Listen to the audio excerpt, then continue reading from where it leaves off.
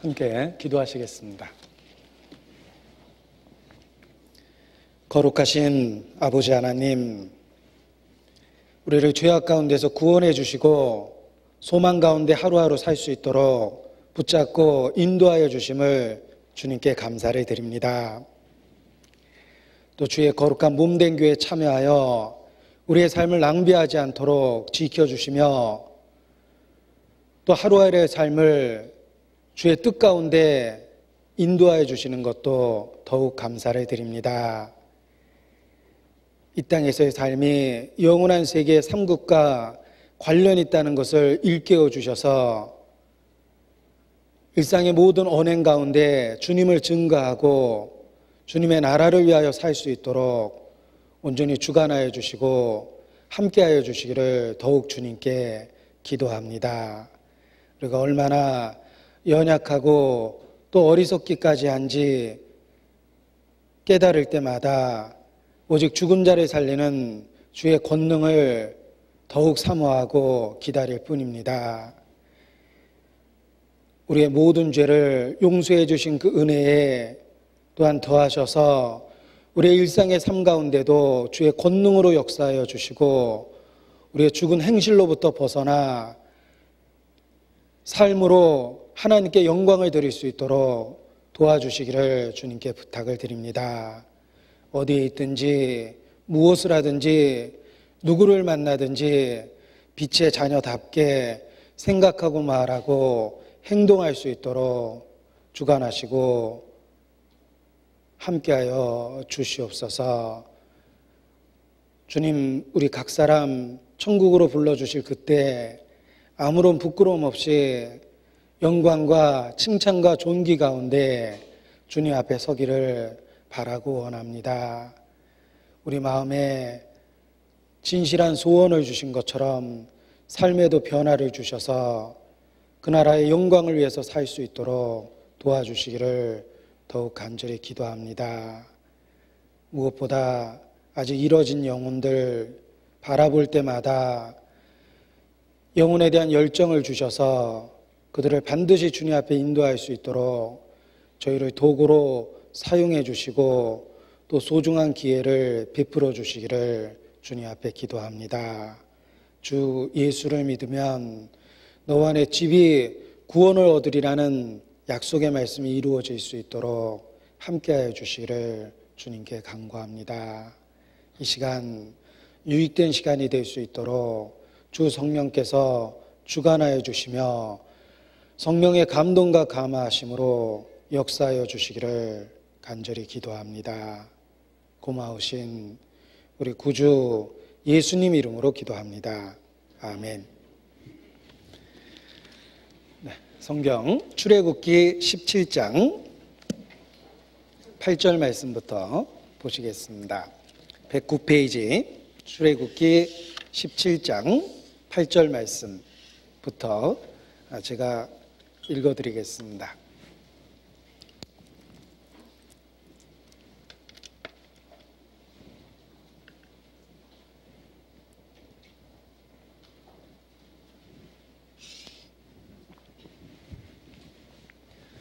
출애굽기 17장 8절부터 제가 읽어드리겠습니다. 때에 아말렉이 이르러 이스라엘과 르비딤에서 싸우니라. 모세가 여호수아에게 이르되 우리를 위하여 사람들을 택하여 나가서 아말렉과 싸우라. 내일 내가 하나님의 지팡이를 손에 잡고 산 꼭대기에 서리라. 여호수아가 모세의 말대로 행하여 아말렉과 싸우고 모세와 아론과 훌은 산 꼭대기에 올라가서 모세가 손을 들면 이스라엘이 이기고 손을 내리면 아말렉이 이기더니 모세의 팔이 피곤함에 그들이 돌을 가져다가 모세 아래 놓아 그로 그 위에 앉게 하고 아론과 훌이 하나는 이 편에서 하나는 저 편에서 모세의 손을 붙들어 올렸더니 그 손이 해가 지도록 내려오지 아니한지라. 여호수아가 칼날로 아말렉과 그 백성을 쳐서 파하니라. 14절로 16절 말씀은 함께 읽겠습니다. 여호와께서 모세에게 이르시되 이것을 책에 기록하여 기념하게 하고 여호수아의 귀에 외워 들리라. 내가 아말렉을 도말하여 천하에서 기억함이 없게 하리라. 모세가 단을 쌓고 그 이름을 여호와 니시라 하고 가로되 여호와께서 맹세하시기를 여호와가 아말렉으로 더불어 대대로 싸우리라 하셨다 하였더라.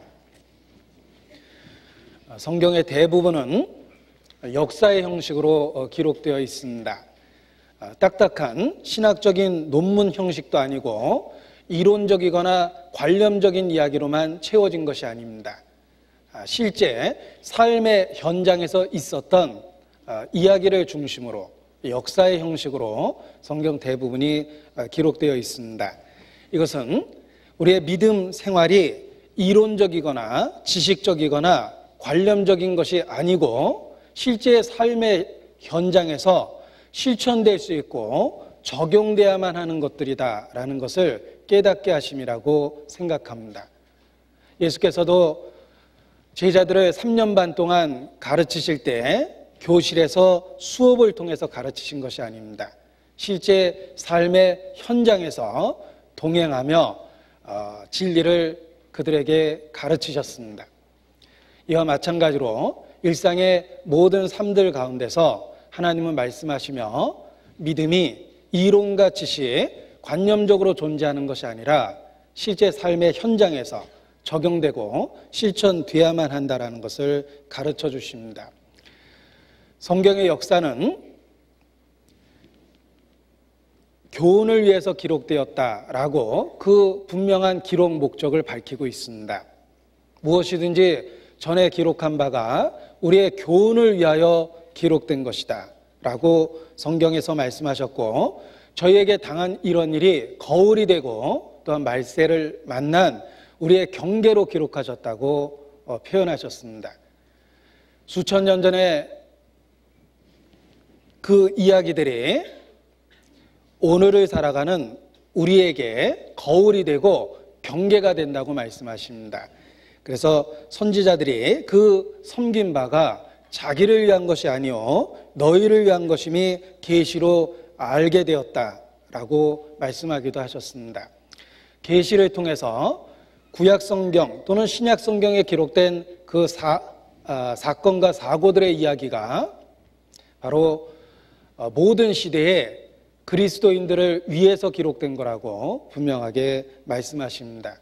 따라서 오늘 이스라엘 역사 속에 있었던 한 부분의 이야기를 읽었지만 시간을 초월해서 또 공간을 초월해서 이 시대에 우리에게 직접적인 교훈이 되고 적용이 될 수 있다라는 관점에서 오늘의 본문을 생각하고 교훈을 함께 나누고자 합니다. 오늘 본문의 상황은 출애굽기에 있는 이 본문 그대로 이스라엘이 출애굽 이집트에서 400년의 노예 생활을 마치고 하나님의 기적적인 인도하심을 힘입어 가나안 땅을 향해서 출발했던 그때의 이야기를 배경으로 하고 있습니다. 그들은 홍해 바다가 목전에서 갈라지는 그 기적을 직접 체험했습니다. 그리고 하나님이 주신 그 약속의 땅 가나안을 향해서 광야를 지나가고 있습니다.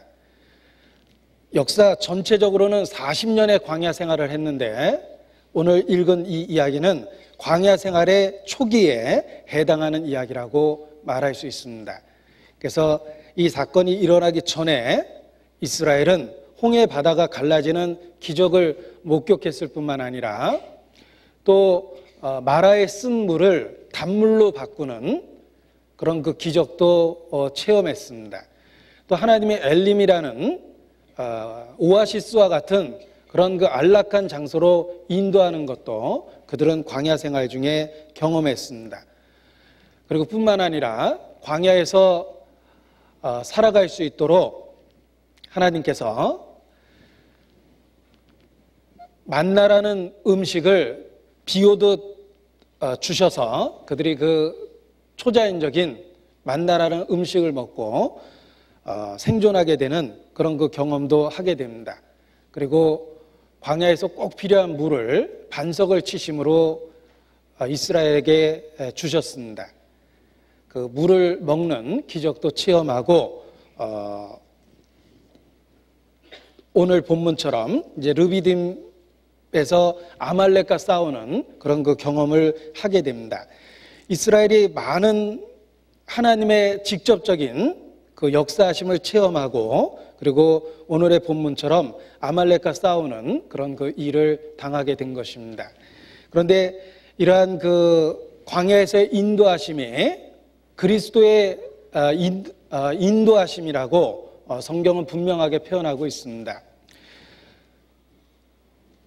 1500년 뒤에 태어나는 예수 그리스도, 그가 시간과 공간을 초월해서 존재했고 출애굽의 현장에도 함께 계셨으며 광야 생활의 모든 과정 속에서도 함께 하셨다라고 성경은 분명히 말하고 있습니다.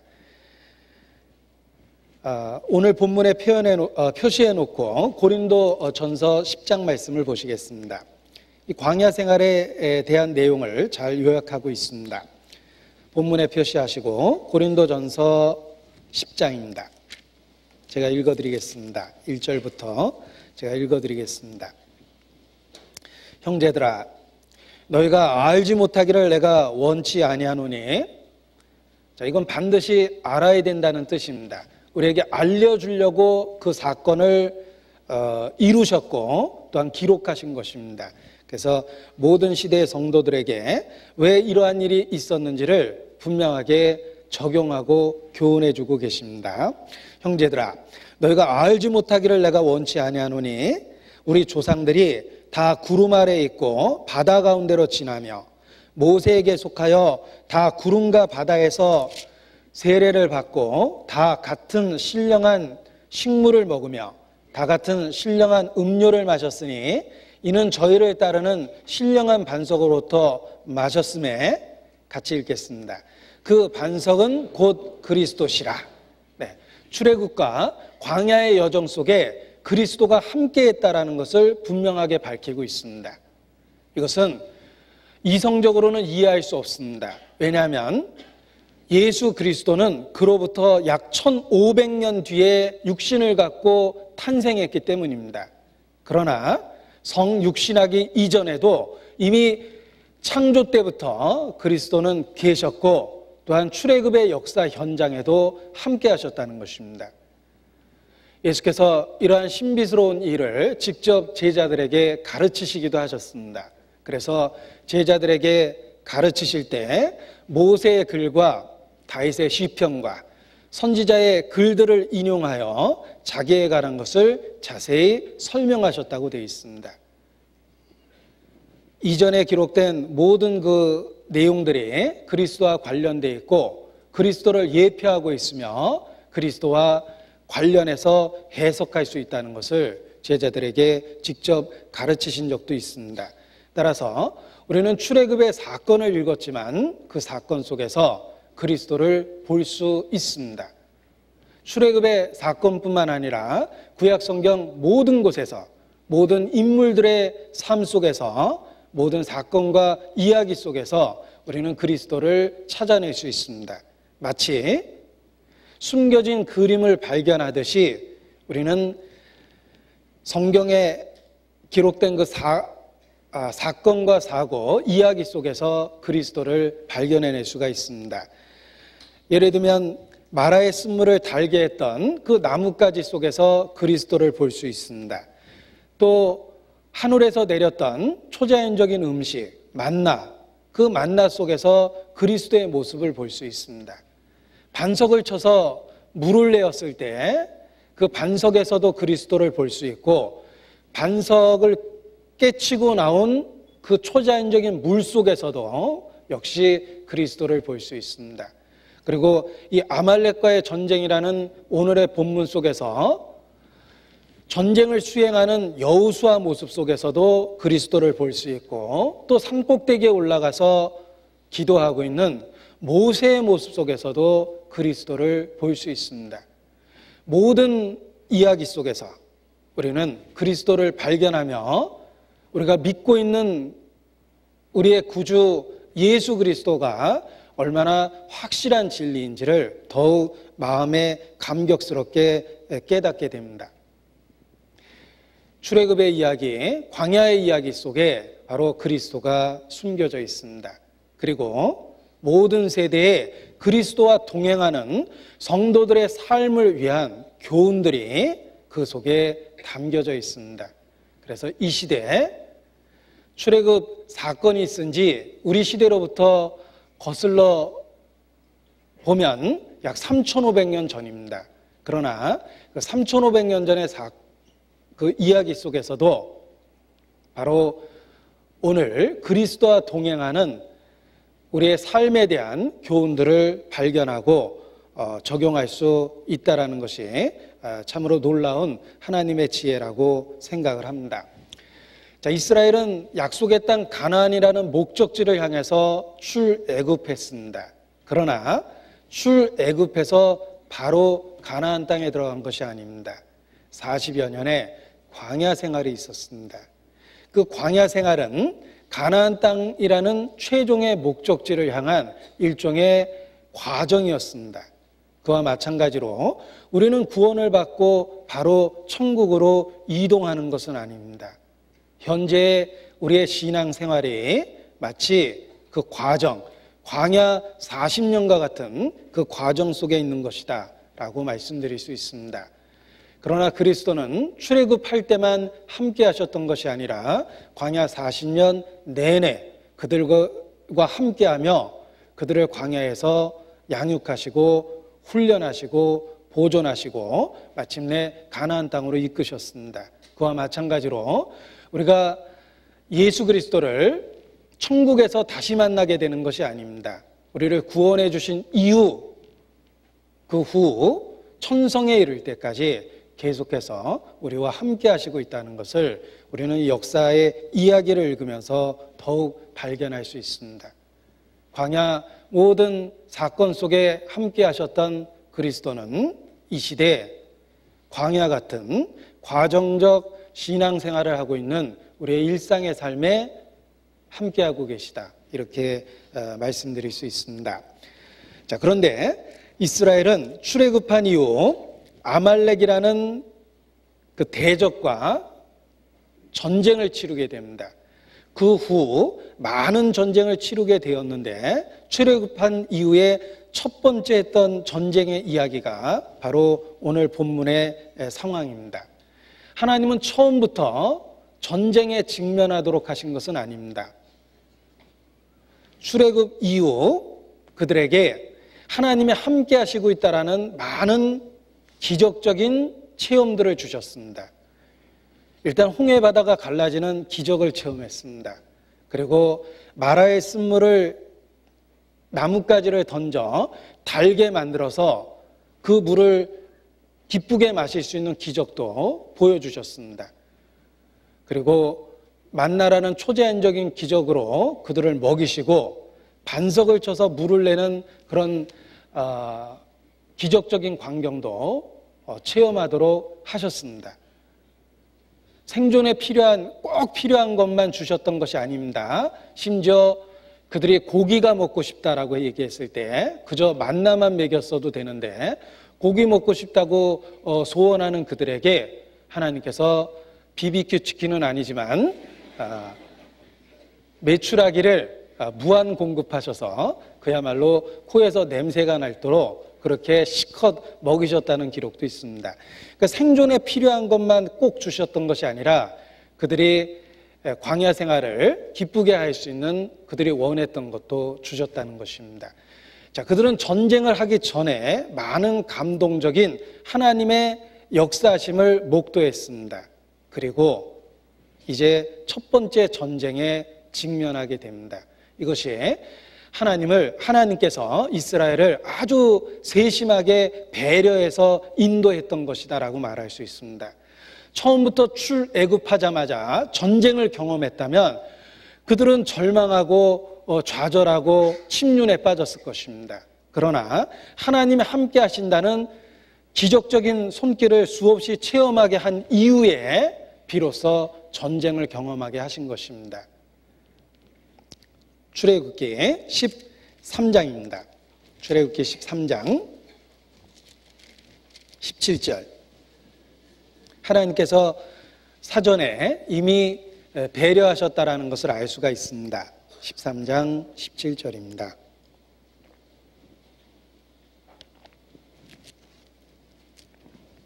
같이 읽죠.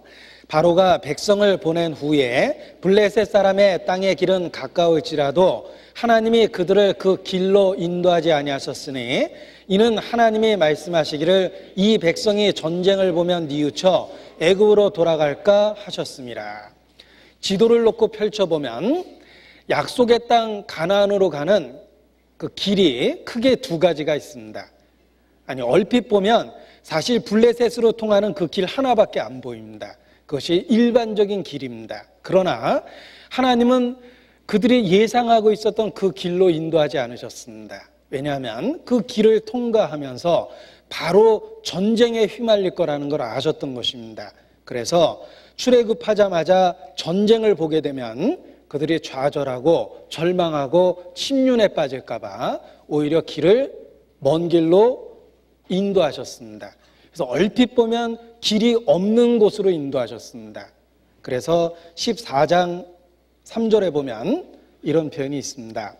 바로가 이스라엘 자손에 대하여 말하기를 그들이 그 땅에서 아득하여 광야에 갇힌 바 되었다 할지라. 광야에 갇혔다라고 표현할 만큼 바다가 앞에 있는 길 없는 곳으로 인도한 것입니다. 따라서 그 당시에 논리적이고 이성적인 사람들은 그 길을 모세가 인도할 때 마음에 문제가 됐을 겁니다. 틀림없이 길이 막혔는데 왜 이리 인도하는 걸까? 마음에 불평도 생겼을 겁니다. 그러나 하나님은 그들이 출애굽하자마자 전쟁을 경험하지 않도록 지혜 가운데 돌아가는 길을 택하신 것입니다. 우리의 신앙 생활 속에서도 동일한 경험을 할 수 있습니다. 구원받은 이후 많은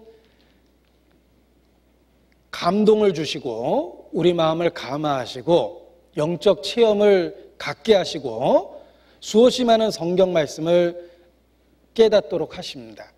그래서 우리가 얼마나 놀랍고 확실한 구원을 받았는지 체험하게 하신 이후에 비로소 어려움도 주시고 전쟁과 같은 핍박을 고난을 당하게 하십니다. 우리를 인도하시는 하나님의 세심한 손길이 있다라고 말할 수 있습니다. 구원 받자마자 큰 시험을 받으면 넘어질까 봐 먼저 다양한 감동과 경험을 주십니다. 그리고 그러한 과정을 통해서 비로소 영적 전쟁이 우리에게 주어져 있다는 것을 일깨우십니다.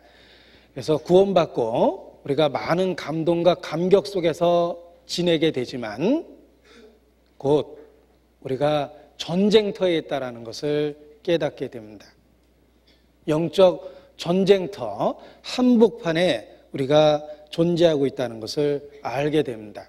적지에 온통 사방에 적이 둘러싸여 있는 것과 같은 그런 상황에 놓여 있다는 것을 비로소 깨닫게 해주시고 우리에게 전쟁을 경험하게 해주십니다. 자, 출애굽기 17장 다시 본문을 보겠습니다. 8절. 때에 아말렉이 이르러 이스라엘과 르비딤에서 싸우니라. 이 최초의 전쟁, 아말렉과의 전쟁입니다. 그 전쟁이 있었던 지역이 르비딤입니다. 자, 이 르비딤이라는 그 지역이 모세가 반석을 쳐서 물을 냈던 그 지역이기도 합니다. 그래서 17장 1절에 보면 이스라엘 자손의 온 회중이 여호와의 명령대로 신광야에서 떠나 그 노정대로 행하여 르비딤의 장막을 쳤으나 백성이 마실 물이 없는지라 그랬습니다. 그래서 르비딤이라는 지역에서 마실 물이 없었고 하나님의 반석을 쳐서 물이 나오도록 기적을 경험하도록 하셨습니다. 바로 그 지역에서 아말렉과의 전쟁이 있었습니다. 그래서 17장 8절에도 때라고 이렇게 시작하고 있습니다. 그 때라는 말이 바로 르비딤, 그들이 물이 없어서 곤란했다가 반석이 터지는 기적을 통해 물을 마신 그 사건이 일어났던 그 지역, 바로 그 사건이 일어났던 그때에 아말렉과의 전쟁을 경험하게 됐다, 이렇게 표현하고 있습니다. 이 최초의 전쟁이 르비딤에서 언제 있었는지를 우리는 이와 같이 알 수가 있습니다.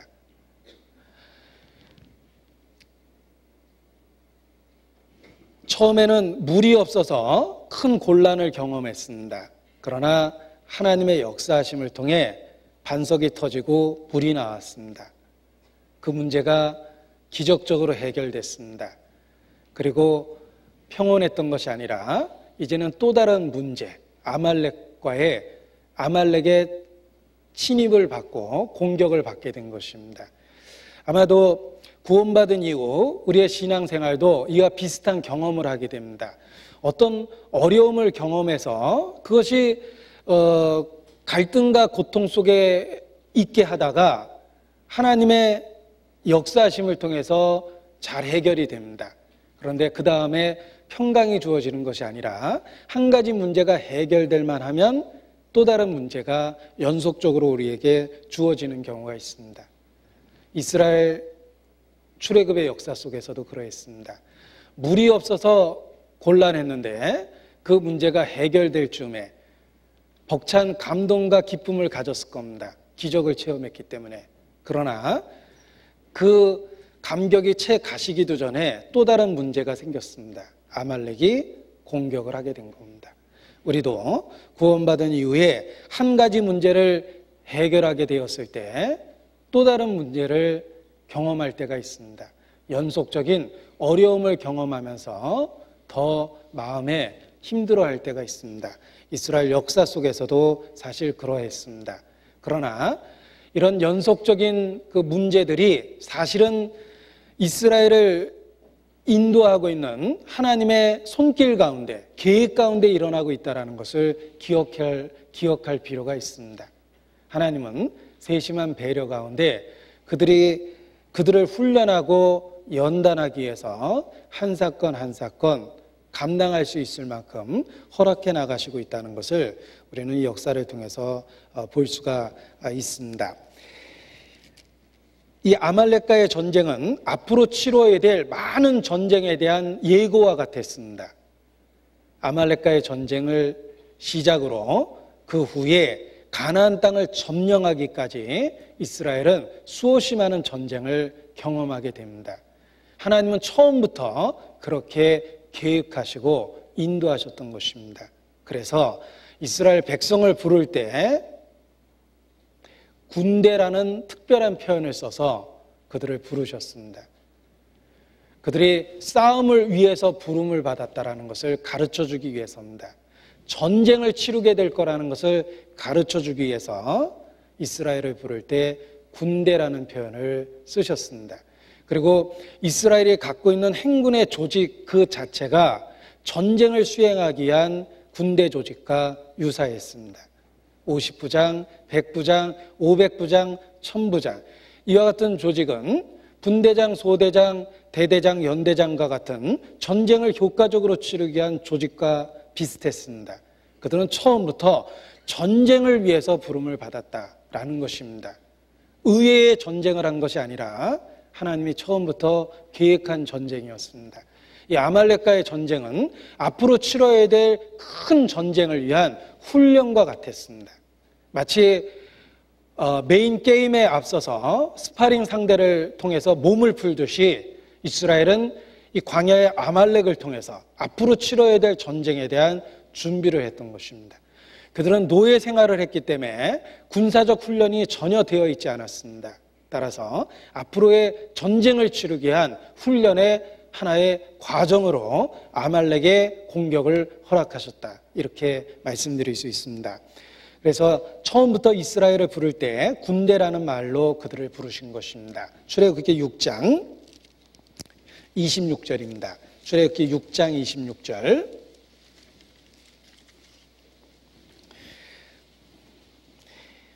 이스라엘 자손을 그 군대대로 애굽 땅에서 인도하라 하신 여호와의 명을 받은 자는 이 아론과 모세여. 군대대로 애굽 땅에서 인도하라 하신 이스라엘 백성을 군대라는 표현을 쓰셨습니다. 7장 4절입니다.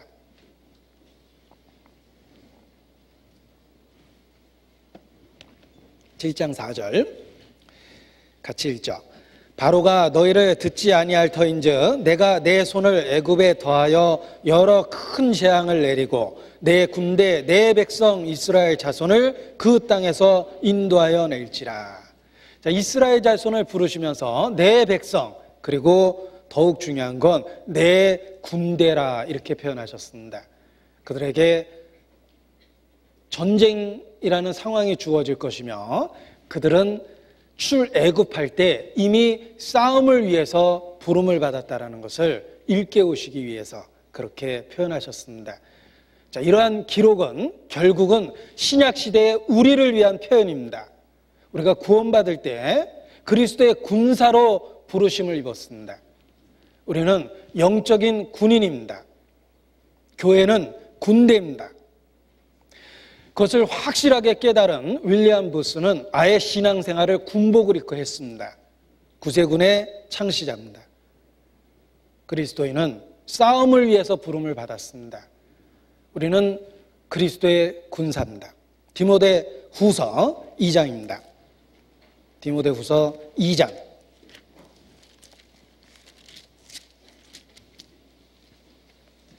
3절 디모데후서 2장 3절입니다. 같이 읽겠습니다.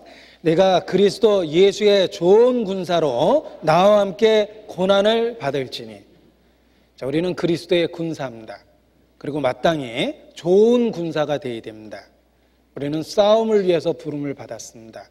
우리는 영적 전쟁터에 있습니다. 디모데후서 4장 7절입니다. 디모데후서 4장 7절 같이 읽죠. 내가 선한 싸움을 싸우고 나의 달려갈 길을 마치고 믿음을 지켰으니. 자, 신앙생활을 바울은 회고하면서 선한 싸움을 싸웠다라고 표현을 했습니다. 우리의 매일의 신앙생활은 선한 싸움을 싸우는 것입니다. 우리는 그리스도의 군사로 선한 싸움에 부름을 입었습니다. 우리는 영적 싸움을 수행하고 있습니다. 아마도 보기 가장 싫은 것 중에 하나가 군기 빠진 군인의 모습일 겁니다. 군인이 만약 보초를 설면서 총을 지팡이 삼아 몸을 기대고 있고 그리고 짝발 딛고 손을 주머니에 넣고 이렇게 보초를 쓴다면 그 나라꼴이 어떨지 금방 예상이 갑니다. 군인은 군인다운 모습이 있을 때 아름답게 보입니다. 우리는 그리스도의 군사입니다. 영적인 군기가 들려 있어야 되는 거예요. 우리는 매일의 싸움에 부름을 입고 있습니다. 유다서, 계시록 앞입니다. 유다서 3절입니다. 유다서 3절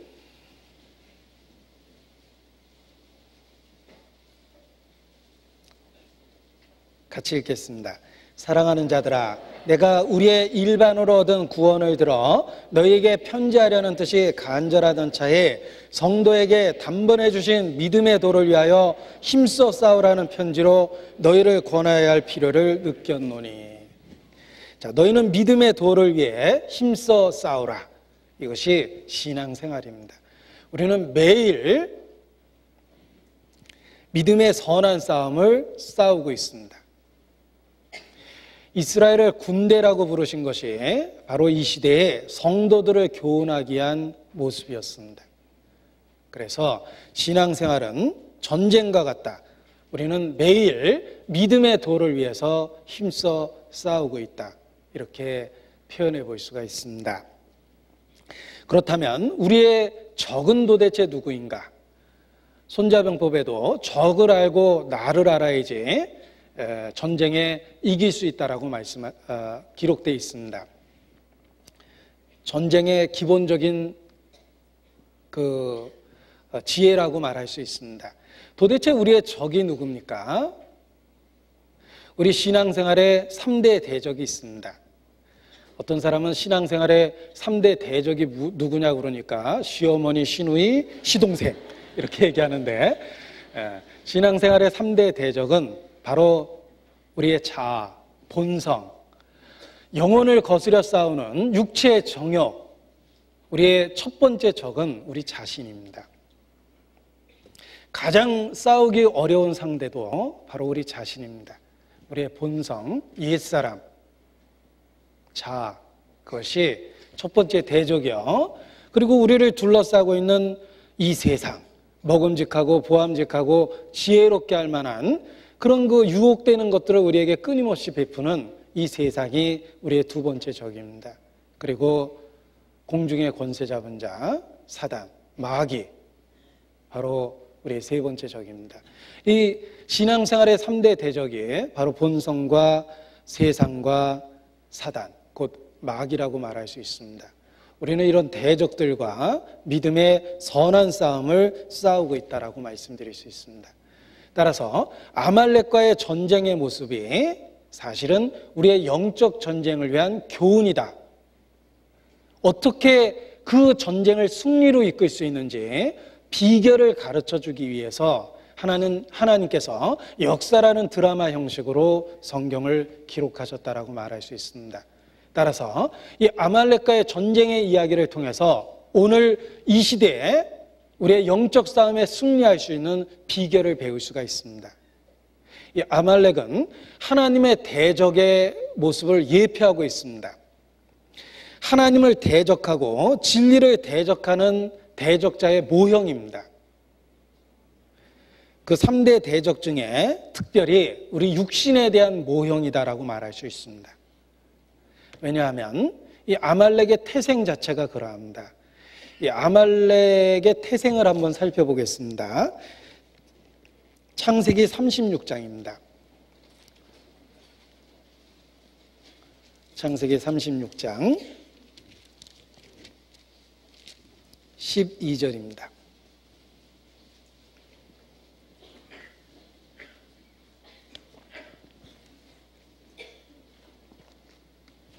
창세기 36장 12절 같이 읽죠.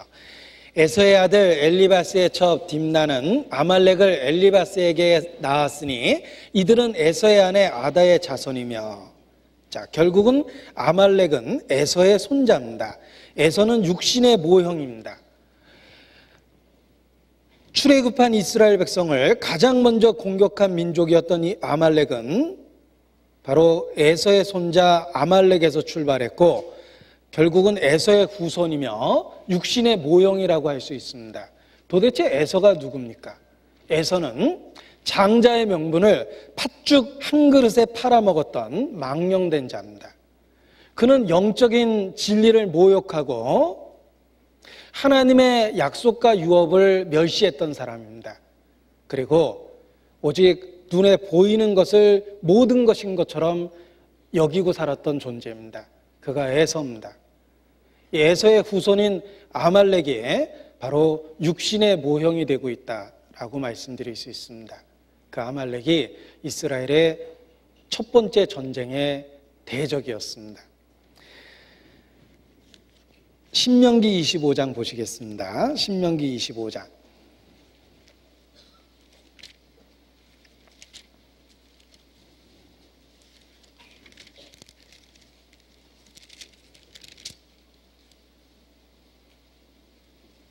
(17절로) 19절까지의 말씀을 제가 읽어드리겠습니다.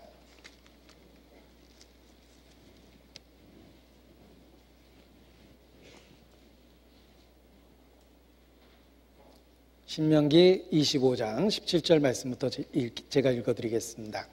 너희가 애굽에서 나오는 길에 아말렉이 내게 행한 일을 기억하라. 자, 이스라엘만 기억하면 안 되고 우리도 기억해야 되는 겁니다. 곧 그들이 하나님을 두려워하지 아니하고 너를 길에서 만나 너의 피곤함을 타서 내 뒤에 떨어진 약한 자를 쳤느니라.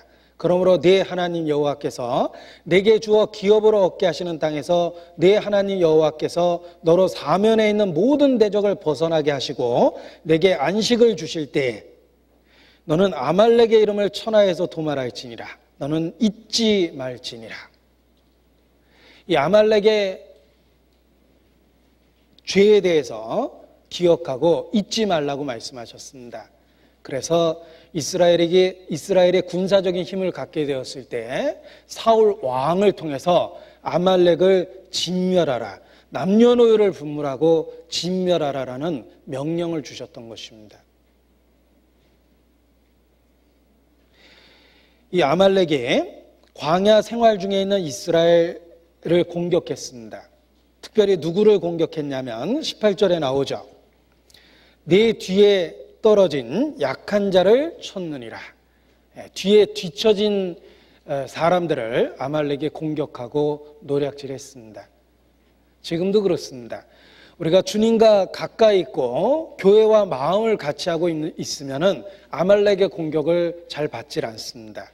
그런데 교회로부터 멀어지고 주님으로부터 멀어지고 교회 인도자로부터 멀어질 때, 그 멀리 있을 때 아말렉이라는 본성의 공격을 받게 되는 겁니다. 교회의 아웃사이더가 되고 마음을 같이하여 함께 일하지 못하고 뒤에서 돌게 되면 아말렉의 공격을 받습니다. 하나님이 세운 일꾼들로부터 멀리 있고 판단과 비난하면 아말렉의 공격을 받습니다. 지금도 아말렉은 뒤에 떨어진 약한 자를 공격하기 때문에 그렇습니다. 이 아말렉이 에서의 후손이며 바로 우리의 본성, 자아를 의미합니다. 그래서 본성적인 그 욕구들을 자극하고 그것을 통해 유혹하고 무리로부터 점점 멀어지도록 만들어서 영적인 노략질을 합니다. 이것이 아말렉의 모습입니다. 자, 그런데 이 아말렉이 우리 속에 있다는 것을 분명하게 일깨울 필요가 있습니다. 아말렉이 나타내는 모형은 하나님의 대적이며 하나님의 대적 중에 특별히 육체적 본성 옛사람을 나타낸다고 말씀을 드렸습니다. 바로 우리 속에 아말렉이 있습니다. 우리의 본능이 그러하며 우리의 본성이 그러합니다. 죄성에 물들어 있는 우리의 본능과 본성이 아말렉처럼 우리의 순전한 신앙을 공격하고 있습니다.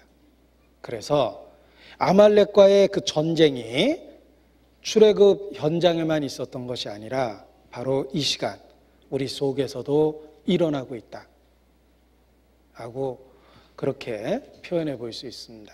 본능과의 전쟁, 본성과의 전쟁, 그것이 아말렉과의 전쟁의 모습입니다.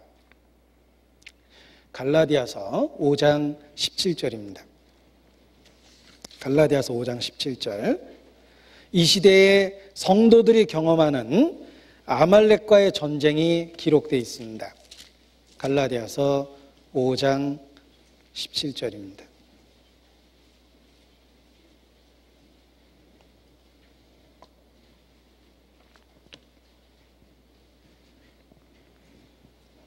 갈라디아서 5장 17절 함께 읽겠습니다. 육체의 소욕은 성령을 거스리고 성령의 소욕은 육체를 거스리나니 이 둘이 서로 대적함으로 너희의 원하는 것을 하지 못하게 하려 함이니라. 가나안을 향한 광야의 길을 아말렉이 방해하고 공격했습니다. 그와 마찬가지로 천성이라는 목적지를 향한 우리의 신앙의 행로에서 우리의 본성이 죄성에 물든 우리의 옛 사람이 우리를 공격해 옵니다. 그래서 성령으로 인한 새 사람과 전쟁을 치르고 있습니다. 아말렉과의 전쟁이 바로 우리 속에서 그대로 일어나고 있고 우리의 마음이 영적 전쟁터가 되어 있다, 이렇게 표현할 수 있습니다. 육체의 소욕은 성령을 거스리고 성령의 소욕은 육체를 거스리나니 이 둘이 서로 대적함으로 너희의 원하는 것을 하지 못하게 하려 함이니라. 이것이 바로 그 옛날 역사 속에 있었던 아말렉과의 전쟁과 같은 모습입니다. 영혼을 거스려 싸우는 육체의 정욕, 그것이 옛사람, 우리의 본성이며 아말렉의 모습입니다. 자, 그런데 이 아말렉이 광야에서 이스라엘을 공격했던 것은 이스라엘 민족만 대적한 것이 아니라 이스라엘을 인도하고 있는 하나님에 대한 대적이다, 이렇게 말할 수 있습니다. 아말렉이 이스라엘을 공격했을 때 이스라엘만 공격한 것이 사실은 아닙니다. 이스라엘을 인도하고 계신 분이 하나님 자신이죠. 따라서 아말렉은 감히 하나님을 향한 도전을 선포하고 하나님을 공격한 것과 같습니다. 보십시오. 신명기 25장 다시 보겠습니다.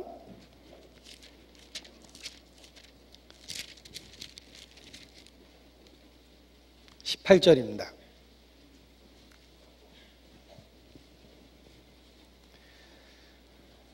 자, 한번 찾았던 구절을 다시 찾으니까 익숙해서 굉장히 이렇게 마음이 편안합니다. 예.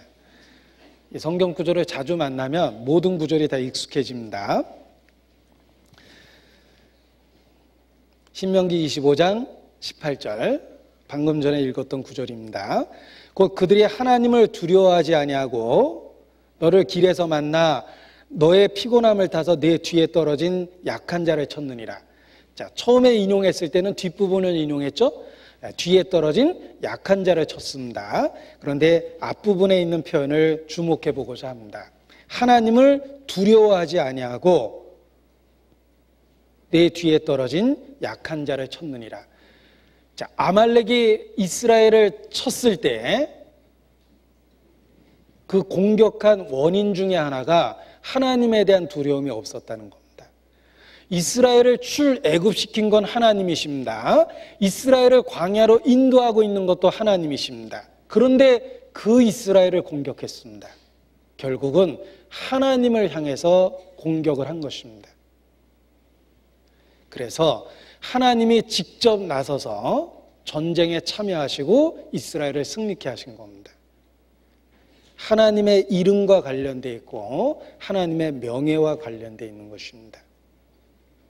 하나님은 자기 백성을 지키실 거라고 약속하셨습니다. 그런데 정말 우리에게 위로가 되는 표현이 있습니다. 어떻게 지키시는가? 신명기 32장 10절입니다.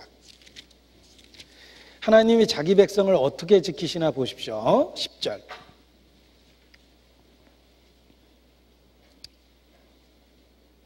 같이 읽겠습니다. 여호와께서 그를 황무지에서 짐승의 부르짖는 광야에서 만나시고 호위하시며 보호하시며 자기 눈동자같이 지키셨도다. 자, 여호와의 백성 그 야곱 이스라엘을 하나님이 어떻게 지키셨냐면 자기 눈동자같이 지키셨답니다. 육신적으로 택한 이스라엘을 눈동자처럼 지켰다면 그리스도의 피로 구속한 이 시대의 성도들을 어떻게 지키실 거라고 생각하십니까? 우리를 더 확실한 은혜로서 눈동자처럼 지켜주십니다. 우리를 지켜주시되 자기의 눈동자처럼 지켜주신다는 말씀이 우리에게 굉장한 위로가 됩니다. 이 눈이 얼마나 예민합니까? 아주 작은 티끌도 눈에 들어가면 금방 느낄 수가 있습니다. 하나님이 눈동자처럼 우리를 지키십니다. 우리가 겪고 있는 작은 갈등과 고통, 그 문제들도 하나님이 다 아십니다. 눈동자처럼 지키기 때문에 작은 티끌조차도 예민하게 보고 있고 알고 계시다는 거예요. 우리를 눈동자처럼 지키십니다. 시편 17편 8절입니다. 시편 17편 8절.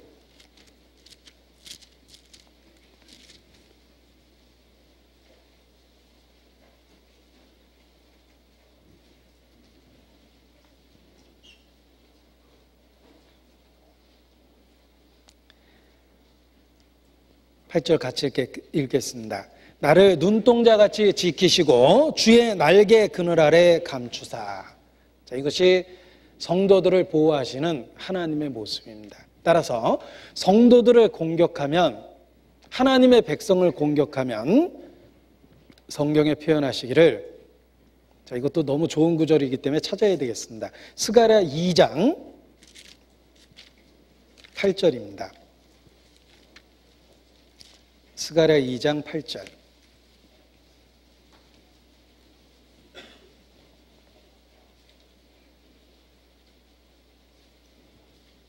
스가랴 2장 8절 1314페이지입니다. 같이 읽겠습니다. 만군의 여호와께서 이같이 말씀하시되 너희를 노략한 열국으로 영광을 위하여 나를 보내셨나니 물은 너희를 범하는 자는 그의 눈동자를 범하는 것이라. 너희를 범하는 자는 그의 눈동자를 범하는 것이라.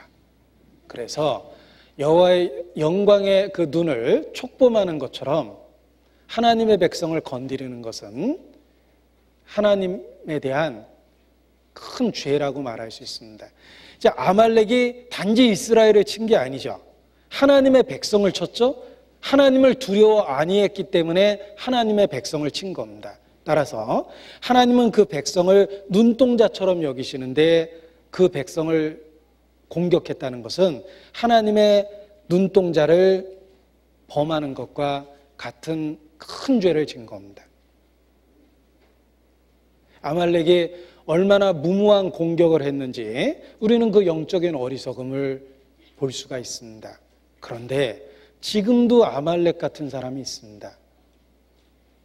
복음을 전하는 순전한 모임을 공격하는 사람들이 있습니다. 단지 기독교의 기득권을 유지하기 위해서 복음을 전하는 순전한 모임을 별의별 모욕적인 말로 공격하는 사람들이 있습니다. 저희 모임을 가지고 이단 시비를 벌이는 사람들이 있습니다. 그것도 정말 기적과 같은 것 같아요. 왜냐하면 저희가 전하고 믿고 있는 내용을 아무리 객관적으로 분석해봐도 2000년 기독교 역사의 핵심입니다. 그야말로 정통성 있는 진리를 가지고 있습니다. 저희 모임을 비난하는 사람들이 있기 때문에 저는 개인적으로 정말 내가 믿고 있는 것이 올바른 것인지 성경적인 것인지 확인하고 싶은 마음이 더 많아졌습니다. 그래서 처음 구원을 받았을 때 정말 내가 믿고 있는 것이 성경적이고 역사 속에 앞서간 올바른 그리스도인들의 신앙과 같은 것인지 확인하고 확증하려고 여러 가지 방법으로 시도했습니다. 그리고 결론은 가장 성경적이고 가장 정통성 있는 진리를 갖고 있다는 걸 알았어요. 우리가 청교도들 가장 모범적인 그리스도인으로서 예를 듭니다. 정말 청교도 서적을 읽어보셨습니까? 막상 읽어보려고 하면 상당히 지루합니다. 그러나 그 지루함을 무릅쓰고 청교도 서적을 읽었을 때 그들이 믿었던 내용이 우리가 전하고 있는 내용과 똑같다는 걸 알았습니다. 순교자들의 피가 발려있는 증언을 들어본 적이 있습니까? 그들은 자기가 믿고 있는 내용을 부인하는 것보다 기꺼이 죽음을 택했고 그 피로써 그 믿음을 세상에 더 힘있게 전했습니다. 정말 순교자들이 전했던 그 진리를 확인해 봤습니까? 그들이 피로 증거했던 그 진리가 이 시대에 우리 모임을 통해서 그대로 전해지고 있습니다. 찬송가 가사를 분석해 보셨습니까? 전 세계 모든 그리스도인이 공감을 갖고 부르는 찬송가가 우리 찬송가에 모여 있습니다. 이 가사를 시처럼 공부했던 적이 있습니다. 여기에 나와 있는 핵심적 내용이 내가 믿고 있는 내용이고 내가 전하고 있는 내용이었습니다.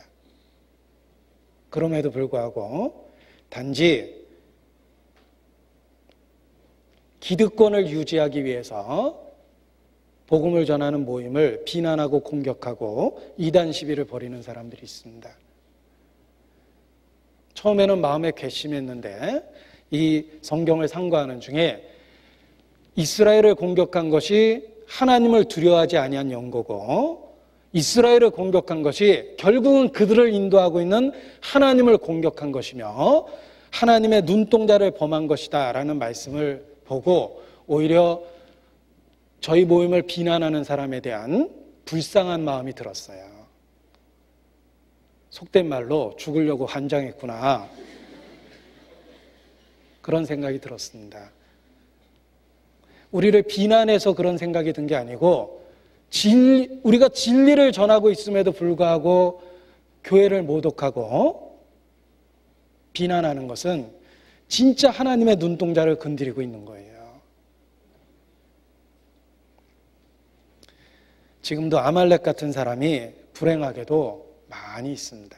하나님의 백성을 공격하는 어리석은 사람이 있습니다. 하나님께서 맹세하셨습니다. 아말렉의 이름을 천하에서 도말해버리리라. 대대로 말살하리라 그랬습니다. 복음을 대적하면 저주받습니다. 우리가 순종하면 자손 천대 복을 받지만 불순종하면, 특별히 복음을 대적하면 자손 3, 4대까지 저주를 받을 거라고 그랬습니다.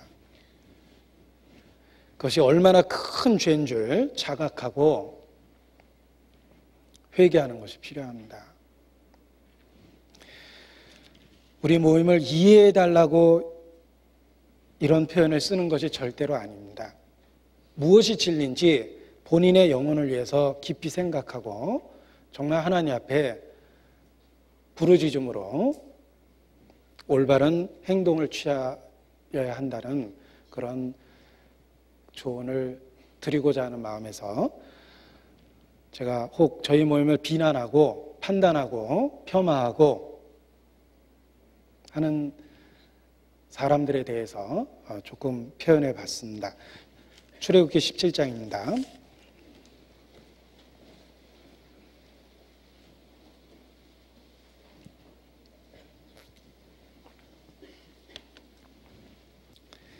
(9절) 모세가 여호수아에게 이르되, 자, 여호수아가 이스라엘의 어떤 지도자로서, 전쟁을 이끄는 지도자로서 이름이 제시되어 있습니다. 이 여호수아는 이스라엘의 군사 지도자입니다. 여호수아는 눈의 아들이라고 되어 있죠. 저는 처음에 이 눈이라는 표현이 우리말로 너무 익숙해서 이렇게 친근감이 가더라고요. 눈의 아들 여호수아. 왠지 그 의미 우리에게 친밀한 거지.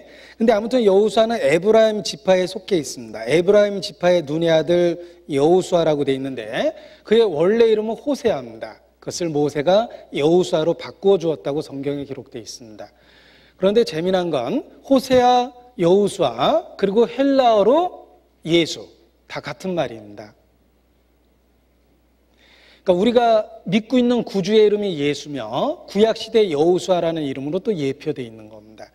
그런데 호세아라는 말을 여호수아로 바꿔주었죠. 호세아라는 말은 구원이라는 뜻을 갖고 있습니다. 여호수아라는 말은 여호와는 구원이시다, 같은 의미지만 좀 구체화되어 있죠. 그래서 호세아를 여호수아의 이름으로 바꿔주었습니다. 구원이라는 의미를 더 분명하게 여호와는 구원이시다라는 의미로 바꿔준 겁니다. 우리의 영적 지식이 틀림없이 그렇게 점진적으로 성장합니다. 처음에는 구원이라는 것 자체를 우리가 중요시 여기는데 신앙생활을 해보면 우리를 구원해 주신 그 분과 관련돼서 구원이라는 게 소중해집니다. 처음에는 선물이 너무 귀했고 조금 더 성장해보면 선물을 주신 분이 너무 귀하다는 걸 깨닫게 됩니다. 그와 마찬가지로 처음에는 죄사함이라는 선물이 너무나 귀했고 그리고 신앙의 성장을 따라서 그 죄사함이라는 선물을 주신 예수 그리스도 그리고 그의 보내신 자 하나님을 보면서 우리는 그분 때문에 감격하게 됩니다. 처음에는 죄사함이 감격적이었고 그리고 신앙의 성장은 죄사함을 주신 예수 그리스도 그의 보내신 자 하나님 아버지 그분 때문에 감격스러워합니다.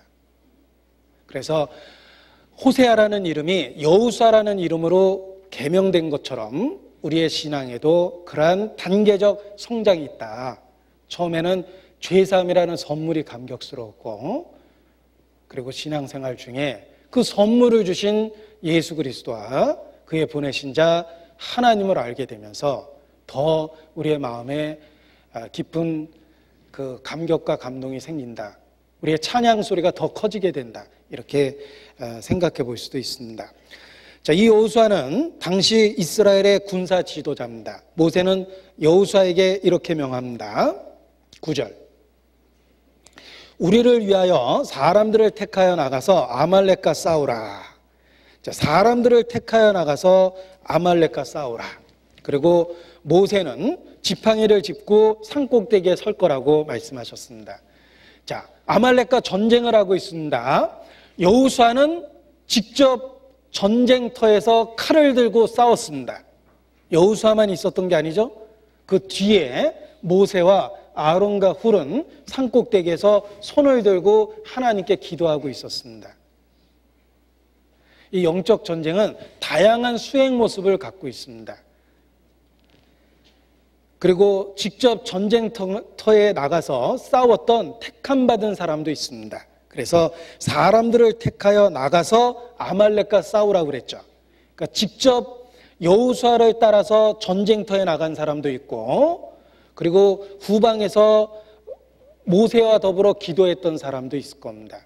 역할은 다양했지만 그들은 아말렉과 동일하게 전쟁을 치르고 있는 것입니다. 지금도 그렇습니다. 지금도 우리가 영적 전쟁터에서 각각 하는 일은 다릅니다. 직접 칼을 들고 일선에서 싸우는 사람도 있습니다. 그러나 모든 사람이 그럴 수 있는 건 아닙니다. 이때에도 사람들을 택하여 나가서 아말렉과 싸웠던 것처럼 칼을 들고 싸울 수 있는 사람들을 골라냈던 것입니다. 우리가 영적 전쟁을 수행함에 있어서 우리의 역할이 다 같을 수는 없습니다. 우리 중에 어떤 사람은 직접 칼을 들고 일선에 서 있는 사람이 있습니다. 봉사의 최전선에 서 있는 사람이 있습니다. 그리고 뒤에서 따라주는 사람이 있고, 뒤에서 후원해 주는 사람이 있고, 기도해 주는 사람이 있다는 것입니다. 이 아말렉과의 전쟁은 다양한 역할을 수행하면서 이루어졌던 겁니다. 너희가 각각 부르심을 받은 그대로 하나님과 함께 거하라. 지금도 그렇습니다. 우리의 부르심 받은 모습이 다릅니다. 10대, 20대, 30대, 40대, 50대, 70대. 우리의 부르심 받은 연령이 다릅니다. 우리가 부르심 받았던 환경이 다릅니다. 경제적으로 여유 있는 사람도 있고, 생존 자체가 어려운 정도로 경제적으로 쪼들리는 사람도 있습니다. 간신히 자기 앞가림 정도 하는 사람도 있습니다. 우리는 경제적 상황도 다릅니다. 또 하나님이 천성적으로 주신 우리의 건강도 다릅니다. 어떤 사람은 타고난 천성으로 골격도 좋고 타고난 건강을 누립니다. 그러나 어떤 사람은 천성적으로 약봉투 들고 평생을 살아가는 사람도 있습니다. 우리는 부르심 받은 모습이 다 다릅니다. 그러나 분명한 건 우리는 그 전쟁에 다 참여되어 있다는 거예요. 역할만 다릅니다. 칼을 들고 일선에 서 있든, 기도를 하든, 후방을 지키든, 후원을 하든 역할만 다르지 우리는 다 동일한 전쟁을 수행하고 있다. 이렇게 말씀드릴 수 있습니다. 그래서 우리가 동일한 봉사를 할 수는 없습니다. 그러나 분명한 건 자기 모습에 따라서 자기 역할은 해야 됩니다. 예를 들면 젖먹이 아이가 있고 집안일을 도맡아 해야 될 새댁이 있습니다. 참 바쁘고 피곤한 하루겠죠. 또 자식들이 다 성장하고 며느리가 해주는 밥을 먹고 그저 소일거리를 찾는 분도 있습니다. 우리는 다 똑같은 여건 속에 있는 게 아닙니다. 각각 주어진 상황 속에서 해야 될 일이 틀림없이 있습니다. 그런 상황뿐만 아니라 경제적, 우리의 가족관계, 인간관계 또는 건강, 이 모든 것들이 다 상황이 다르다는 겁니다. 그래서 각각의 역할은 다를 수밖에 없고 그것을 어떤 벽돌처럼 만들어서 우리가 봉사할 수는 없습니다. 예를 들면 이런 교회라는 큰 모임을 유지하기 위해서 헌금을 한 달에 10,000원씩 냅시다, 10만 원씩 내시다라고 균일화된 회비를 거둘 수는 없습니다. 우리의 상황이 10,000원짜리가 갖는 그 영향력이 우리 개인적으로 다 다르기 때문에 그렇습니다. 그러나 분명한 건 하나님이 주신 그 모습 에서 자기가 충분히 할 수 있는 역할이 있다는 것입니다. 그것을 신앙적으로 찾아서 자기 역할을 하는 것이 필요합니다. 그것이 아말렉과의 전쟁에 나도 참여했다라고 얘기하게 만드는 것입니다. 우리 해외 전도가 활발하게 되고 있습니다. 해외 전도에 누구든지 참여할 수 있는 건 아닙니다. 해외 전도에 참여하려면 일단 신앙이 있어야 됩니다. 근데 신앙만 있어도 안 돼요. 경비도 많이 들잖아요. 우리가 자기 경비로 참여하기 때문에 솔직히 돈도 있어야 됩니다. 자기 경비가 들기 때문에. 그리고 신앙하고 돈만 있으면 되는 게 아니에요. 시간도 있어야 됩니다. 그 긴 시간을 할애할 수 있는 여건을 갖고 있어야 되거든요. 그런데 신앙도 있고 시간도 있고 돈도 있지만 또 필요한 게 있습니다. 건강도 있어야 돼요. 가면서 닌게로 꽂고 다니면 안 되잖아요. 다른 사람에게 상당한 민폐를 끼칩니다. 적어도 처신할 수 있는 건강은 있어야 돼요. 아침에 일찍 일어나고 저녁에 늦게 자고 불편한 곳에서 먹고 자도 버틸 만한 건강이 있어야 됩니다. 그런데 그걸 다 갖고 있는 건 참으로 어려운 거죠. 신앙과 시간과 물질과 건강, 이 네 가지를 다 갖고 있는 경우는 참 드뭅니다. 결국은 자기가 할 수 있는 일로 참여하면 됩니다. 나는 시간도 없고 건강은 없지만 물질은 있다. 그게 하나님이 주신 분복입니다. 물질로 참여하면 됩니다.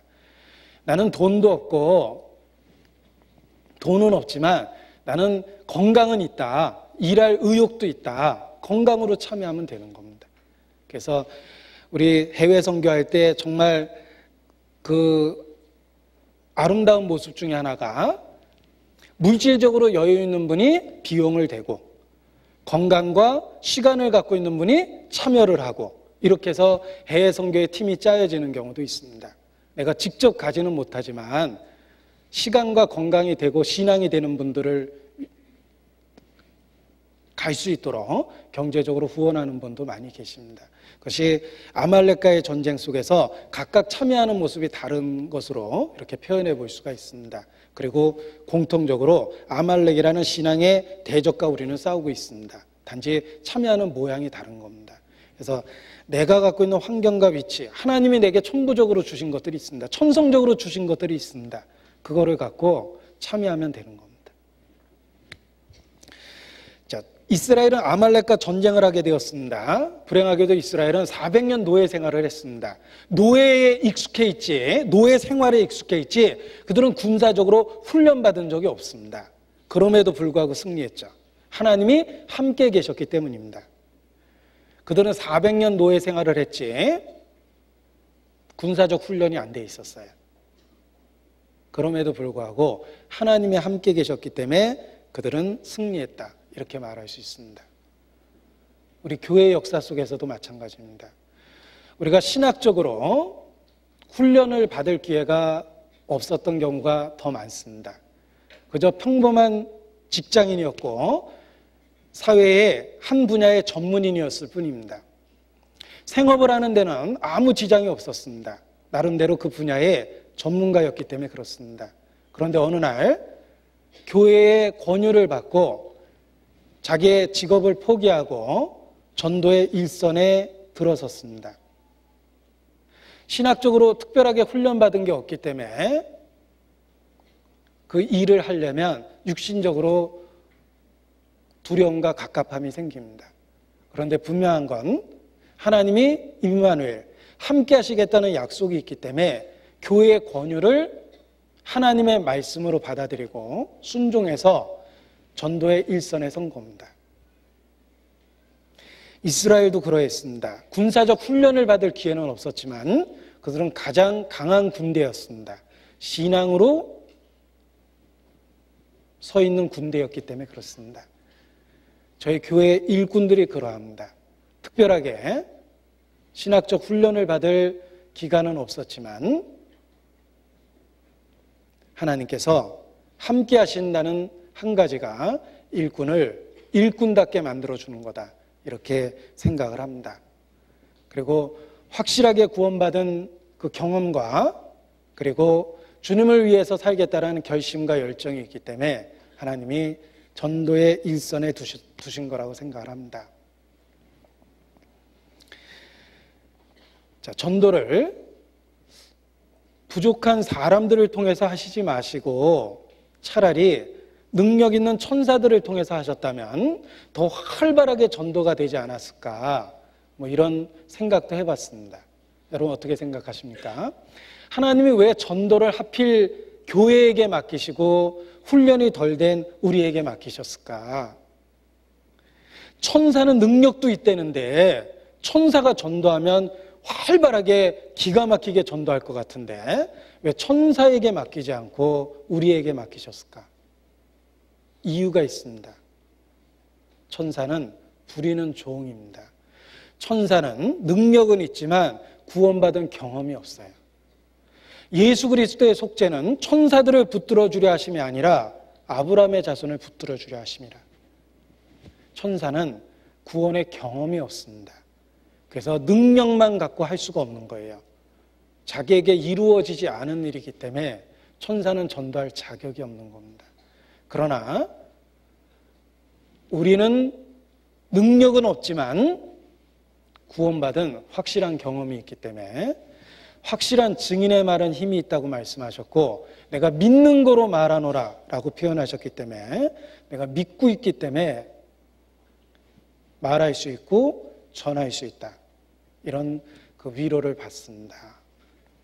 아무튼 군사적 훈련을 받지 않은 이스라엘의 모습은 이 시대에 교회 일꾼들의 모습을 생각하게 합니다. 그러나 그들은 신앙으로 강했고 이 시대의 일꾼도 신앙으로 그 어떤 인간적 교육기관에서 훈련받은 사람보다 더 하나님 앞에 귀한 일꾼이 될 수 있다라고 확신을 합니다. 자, 본문을 다시 보겠습니다. 출애굽기 17장입니다. 9절 뒷부분에 보면 내일 내가 하나님의 지팡이를 손에 잡고 산꼭대기에 서리라. 산꼭대기에 올라간다는 말이 꽤 있습니다. 그래서 10절 뒷부분에 봐도 산꼭대기에 올라가서라고 표현되어 있습니다. 자, 이 산꼭대기에 올라갔다라는 말이 하나님을 향해 나아간다라는 어떤 느낌을 만들어줍니다. 이 올라간다라는 말이 상승의 어떤 그 분위기를 주고 성경에 보면 여리고로 내려가서 예루살렘으로 올라가서 이렇게 표현되어 있습니다. 물론 지형적으로 예루살렘은 높고 여리고는 낮습니다. 그런데 영적인 교훈이 됩니다. 하나님을 향해 올라가는 모습입니다. 그래서 모세는 산꼭대기에 올라갔죠. 하나님께 가장 가까이 간절한 기도로 나아갔던 겁니다. 기도로 그 전쟁을 하나님께 부탁했습니다. 그리고 산꼭대기에 올라가면 사실 그 평지에서 일어나는 전쟁을 한눈에 볼 수 있습니다. 모세는 전쟁을 한눈에 볼 수 있는 그 위치로 올라가서 하나님께 기도했던 겁니다. 우리가 어떤 일에 직접적인 목격자가 되면 기도가 더 힘이 있습니다. 전도 현장에 참여되어 있으면 기도에 힘이 있습니다. 내가 지금 보고 있으면서 기도하고 있기 때문에 그렇습니다. 그런데 어떤 전도의 현장에 없거나 자기가 참여되어 있지 않으면 기도가 잘 안 돼요.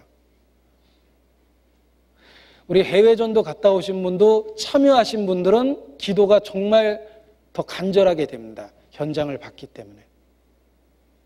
또 교회 내에서 집회했을 때도 참여하는 분은 현장에 있기 때문에 더 기도가 간절해집니다. 그런데 교회적으로 전도 집회가 있을 때 다른 곳에서 다른 일을 하는 사람은 기도하려고 해도 형식화돼 버립니다. 현장에 참여되어 있지 않기 때문입니다. 모세는 산꼭대기에 올라가서 전쟁터를 보고 있었어요. 당장에 피를 흘리며 치열하게 싸우고 있는 하나님의 백성을 봤기 때문에 정말 간절하게 부르짖었을 겁니다. 여러분, 전도의 현장에 일선에 참여해 보십시오. 정말 마음을 투자하고 시간을 투자해서 참여해 보면 기도가 저절로 돼요. 저는 설교하는 거 판단하는 분에게 꼭 해드리고 싶은 이야기가 있습니다. 직접 해보세요. 한 번은 할 것 같죠? 할 얘기 많을 것 같죠? 10번만 해보세요. 더 이상 할 얘기 없습니다. 그게 자기 한계예요. 그런데 정말 그 전도에 참여하고 마음을 같이 하면 기도가 됩니다.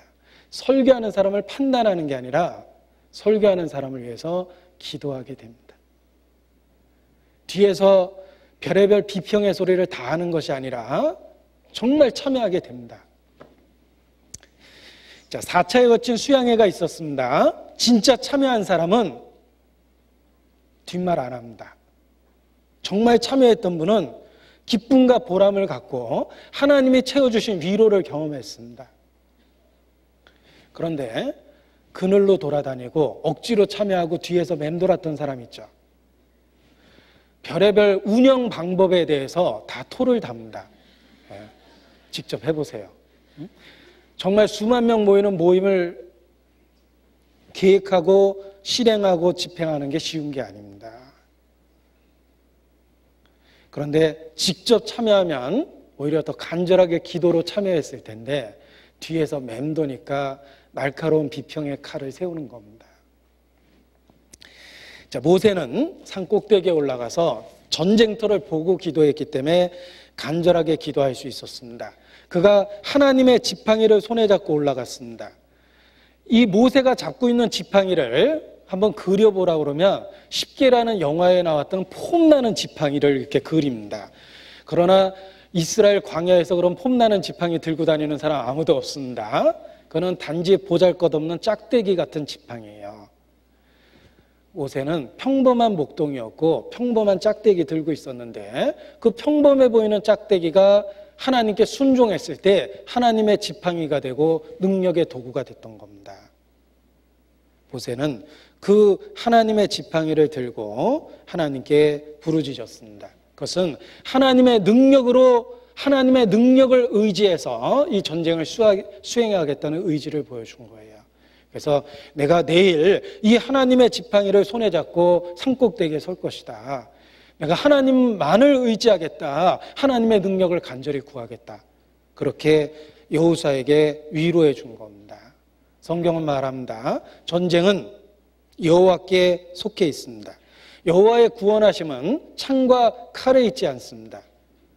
전쟁은 여호와께 속해 있습니다. 그것을 확실하게 알고 하나님께 부르짖으면 영적 전쟁에서 승리할 수 있습니다. 자, 구약을 읽어보면 피를 먹지 말라라는 말씀을 우리는 기억합니다. 잘 알고 있죠. 그러나 피만 먹지 말라고 그런 게 아닙니다. 또 먹지 말라고 얘기하신 게 있어요. 찾겠습니다. 레위기 3장입니다. 레위기 3장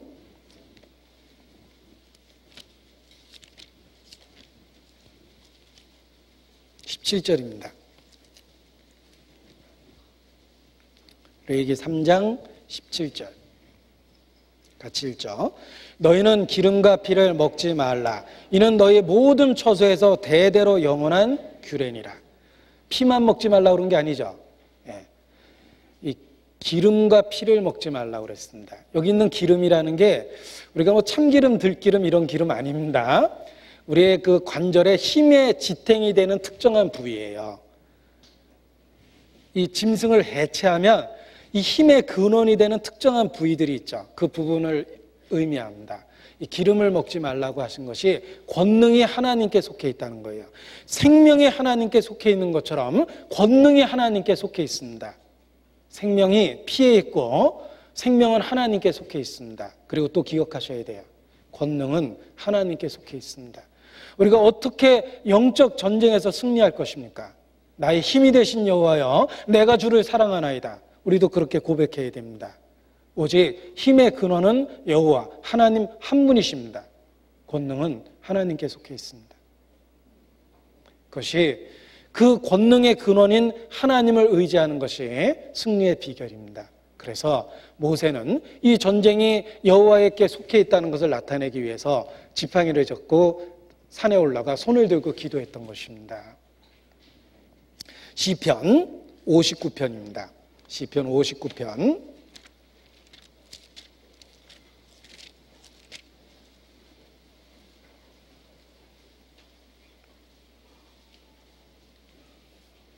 9절입니다.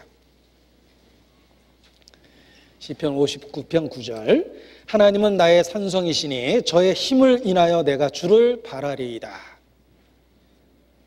16절. 나는 주의 힘을 노래하며. 17절. 나의 힘이시여. 그렇습니다. 하나님은 나의 힘이 되십니다. 권능은 하나님께 속해 있습니다. 큰 권능 가운데 신앙생활하고 싶지 않습니까? 힘이신, 힘의 근원인 하나님만 바라보는 것이 바로 비결입니다. 시편 62편 11절입니다. 시편 62편 11절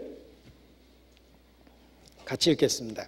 하나님이 한두 번 하신 말씀을 내가 들었나니 권능은 하나님께 속하였다 하셨도다. 한두 번 하신 말씀, 반복해서 말씀하셨다는 뜻입니다. 잊어버리면 안 돼요. 생명이 하나님께 속해 있는 것처럼 권능도 하나님께 속해 있습니다. 우리의 영적 생명도 오직 믿음으로 하나님께로부터 받았습니다. 영적 권능도 믿음으로 하나님께로부터 받아야 돼요. 그래야만 승리할 수 있습니다.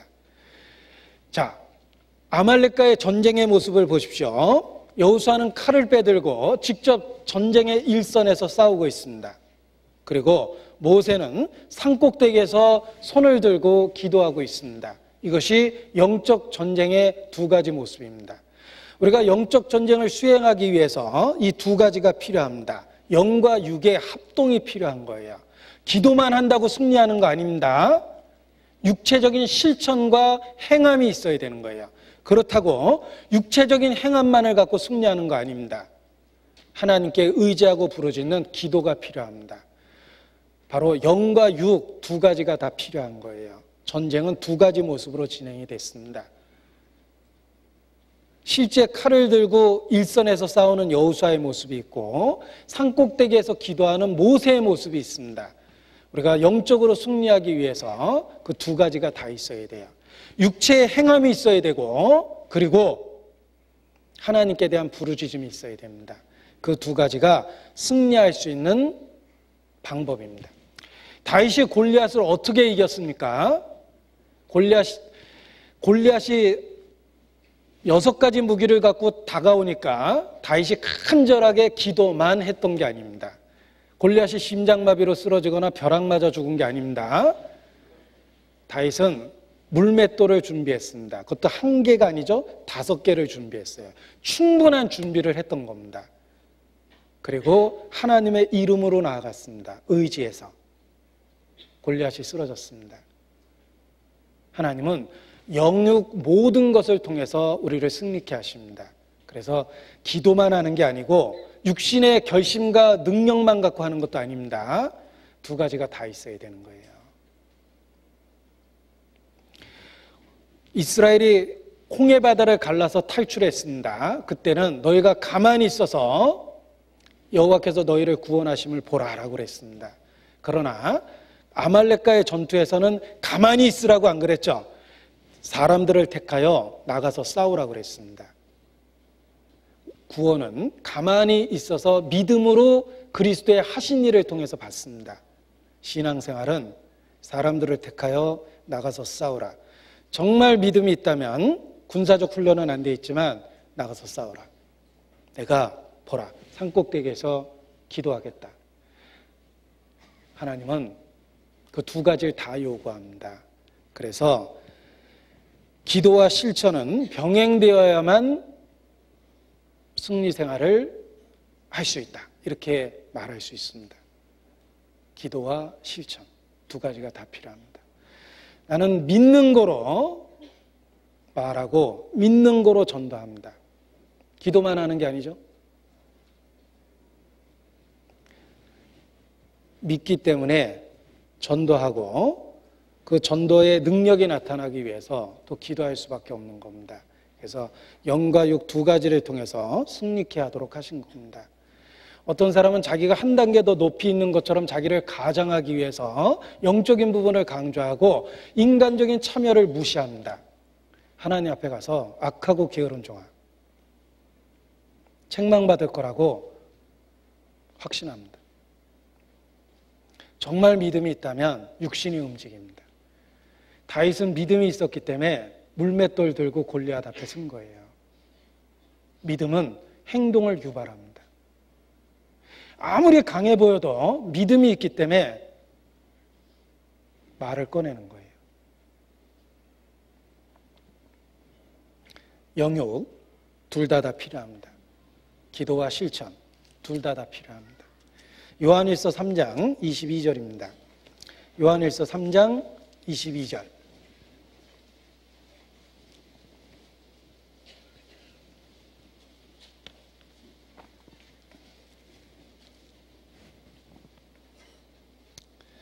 같이 읽겠습니다.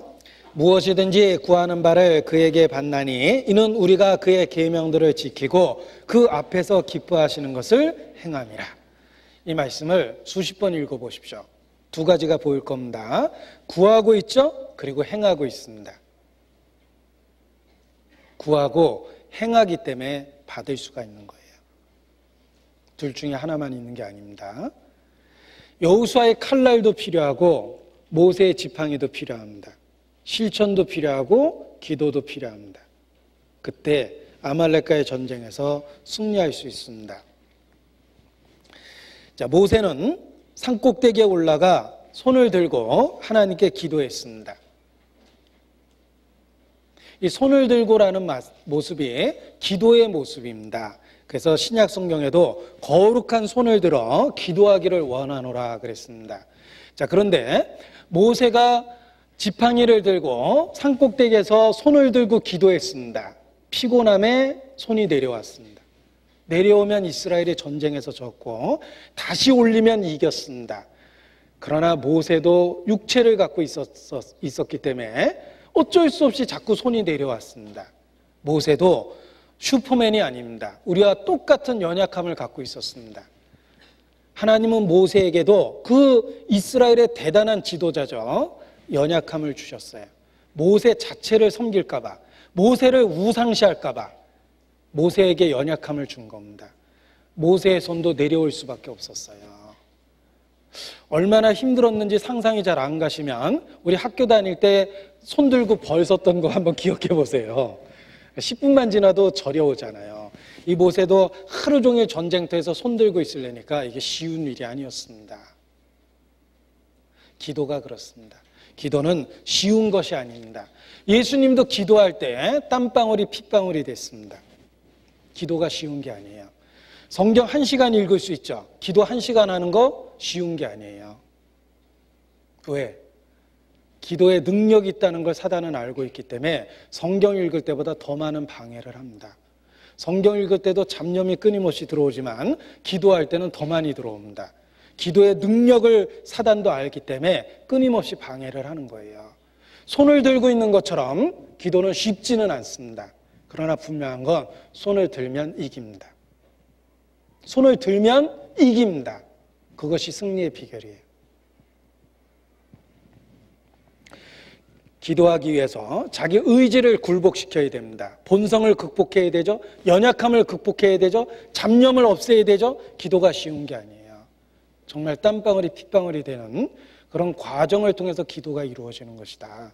그러나 주님께 부르짖으면 주님 반드시 응답하시고 승리를 경험하게 하십니다. 자, 모세는 피곤했습니다. 손이 자꾸 내려왔습니다. 어떻게 됐나 보죠. 출애굽기 17장입니다. 11절. 모세가 손을 들면 이스라엘이 이기고 손을 내리면 아말렉이 이기더니 모세의 팔이 피곤함에 그들이 돌을 가져다가 모세 아래 놓아 그로 그 위에 앉게 하고 아론과 훌이 하나는 이 편에서 하나는 저 편에서 모세의 손을 붙들어 올렸더니 그 손이 해가 지도록 내려오지 아니한지라. 여호수아가 칼날로 아말렉과 그 백성을 쳐서 파하니라.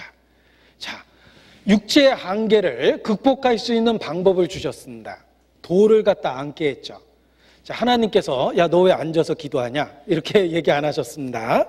앉아서 기도해도 효과가 있었어요. 그리고 동역자를 주셨어요. 아론과 훌이 팔을 양쪽에서 붙잡아 줬습니다. 자, 우리가 합심 기도가 우리 모두에게 필요하다는 것을 일깨워 줍니다. 기도가 쉽지 않습니다. 그러나 교회를 통해서 협력해서 합심해서 기도하면 놀라운 일이 일어납니다. 우리 모두에게 기도의 동역자가 필요합니다. 그래서 옆에서 같이 손을 붙들어 주듯이 서로를 위해서 기도할 때 의인의 강구는 역사하는 힘이 많다고 그러셨습니다. 그래서 우리 모두에게 합심 기도가 필요하다는 것을 이 아말렉 사건을 통해서 교훈해 주십니다. 한 사람이면 패하겠거니와 두 사람이면 능히 당하나니 삼겹줄은 쉽게 끊어지지 아니하느니라. 교회의 합심 기도가 두세 사람이 한 마음이 돼서 기도하는 것이 연약함을 극복하는 방법이라는 것도 이 아말렉 사건을 통해서 교훈을 얻을 수가 있습니다. 그리고 우리가 아론의 역할이 될 수도 있고 훌의 역할이 될 수도 있습니다. 다른 사람의 그 피곤함을 격려하고 다시 일으켜 세워주는 역할을 우리 개인이 다 할 수 있다는 것도 생각해 볼 수가 있습니다. 자, 그런데 궁극적으로 모든 성경은 그리스도를 증거하고 있는 것입니다. 이 모세가 앉았던 그 돌도 예수님 자신을 의미한다고 말할 수 있고, 한쪽 손을 들고 있었던 아론은 대제사장이죠. 대제사장이신 예수님의 간구하심을 또 엿볼 수가 있습니다. 그리고 훌이라는 말이 거룩하다는 뜻인데, 이 거룩하다라는 그 훌의 이름은 성령을 떠올리게 합니다. 성령도 우리의 연약함을 도우십니다. 결국은 모세가 앉았던 돌이나 아론의 훌의 도움은 다 그리스도의 도움을 예표하고 있다라고 말할 수 있습니다. 우리가 기도할 때 마땅히 빌바를 알지 못합니다. 그런데 그리스도께서 우리를 위한 중보의 기도를 합니다. 그래서 더듬는 것과 같은 내 말도 하나님이 듣습니다. 그저 응애 같이 울부짖는 것 같은 내 기도도 하나님이 듣습니다. 그는 상한 갈대를 꺾지 않고 상한 갈대를 꺾지 않고 꺼져가는 심지를 끄지 않습니다. 우리의 연약함 속에서도 주님은 응답하십니다. 마치 그리스도 그 모세가 앉았던 돌과 아론의 훌, 이런 그 도움을 입어서 모세가 계속 기도했던 것처럼 우리의 연약함 속에서도 그리스도는 역사하셔서 우리의 연약한 기도에 응답이 있도록 하신다라고 말할 수 있습니다. 자, 이러한 그 과정을 통해서 이스라엘은 아말렉과의 첫 번째 전쟁에서 승리하게 됩니다. 출애굽기 17장 14절입니다. 여호와께서 모세에게 이르시되 이것을 책에 기록하여 기념하게 하고 여호수아의 귀에 외워 들리라. 자, 기념하게 하고 기록하게 하고 귀에 외워 들리라고 그랬죠. 절대 잊어서는 안 되는 것이다, 이런 뜻입니다. 우리가 천성에 이를 때까지 이 사건을 기억하고 있어야 됩니다. 승리의 비결은 하나님 자신이라는 거예요. 귀에 외워 들려야 됩니다. 기록해야 되고 기념해야 됩니다. 그래서 모세는 이 사건을 기억하고 기념하기 위해서 단을 쌓았습니다. 그 단의 이름을 여호와 니시라고 불렀습니다. 자, 여호와 니시, 여호와라는 이름 자체는 하나님이 어떤 분인지 우리에게 계시하고 있습니다. 스스로 있는 자, 만물을 존재케 하는 자입니다. 우리가 믿고 있는 하나님입니다. 그런데 성경에는 그 하나님의 이름과 복합적인 단어를 합해서 부르는 경우가 있습니다. 여호와 샬롬, 여호와 이레, 여호와 니시, 여호와 로페, 여호와 삼마. 성경에 보면 여호와라는 이름의 복합어를 만들어서 우리에게 교훈해 주신 것입니다. 제가 지금 외웠던 그 하나님의 이름의 복합어는 성경 공부할 때 한 번쯤은 다 해봐야 되는 내용들입니다.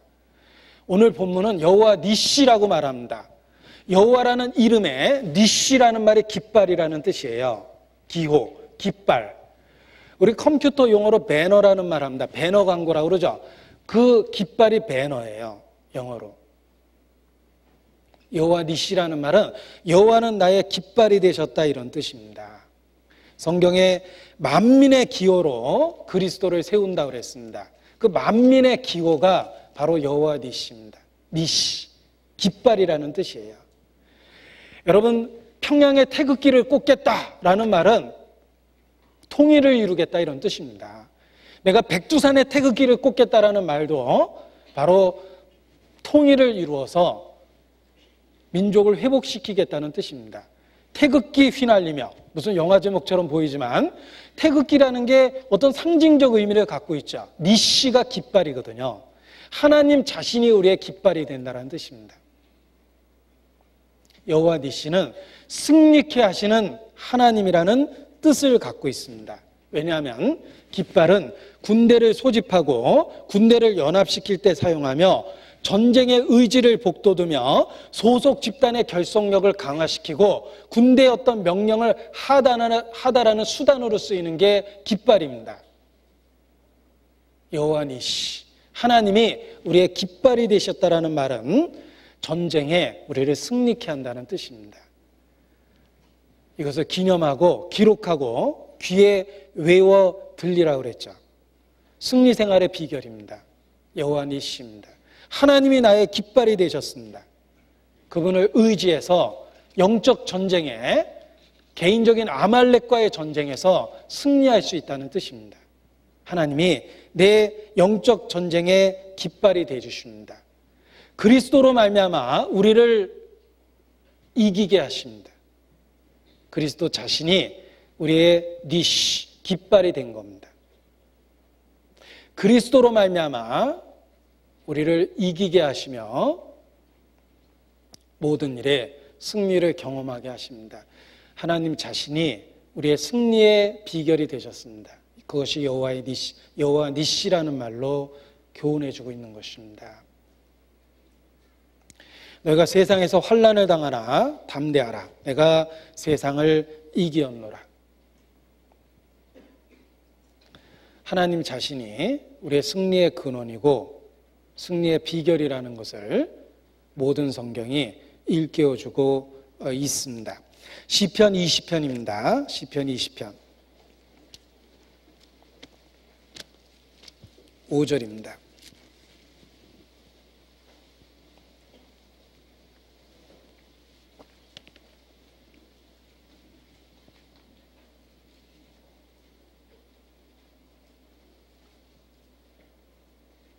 오절 같이 읽죠.